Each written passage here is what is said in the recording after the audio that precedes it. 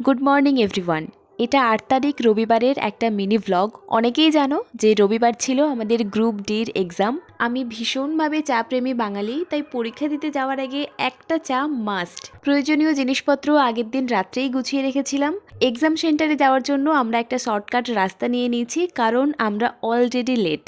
আগের ভিডিওটাতে অনেকেই জিজ্ঞাসা করেছো যে আমি কত নম্বর পেয়েছি। বিশ্বাস করো, গ্রুপ সির এক্সামটা দিয়ে আসার পর আমি যতটা এক্সপেকটেশনের সাথে সাথে নাম্বারটা চেক করতে বসেছিলাম, আশানুরূপ রেজাল্ট না হওয়ার জন্য আমি গ্রুপ ডি এক্সাম দিয়ে আসার পর আমি চেকই করিনি। তবে পরীক্ষা ভালো হয়েছিল, দেখা যাক কাট অফ কত আসে। সেদিন আমরা এক্সাম সেন্টার থেকে বেরোনোর পর গিয়েছিলাম একটা নার্সারিতে। আমার বহু দিনের শখ একটা বাগান বিলাস কিনবো, যাকে আমরা বোগেনভেলিয়া বা কাগজ ফুল বলে থাকি। সেটা দেখতে এসেই কি সুন্দর একটা গোলাপ ফুলের সাথেও দেখা হয়ে গেল। আমরা একটা মাল্টি কালারের বোগেনভেলিয়া নিয়েছি, পরে নিশ্চয়ই কোনো ভিডিওতে তোমাদের ওর সাথে আলাপ করিয়ে দেব।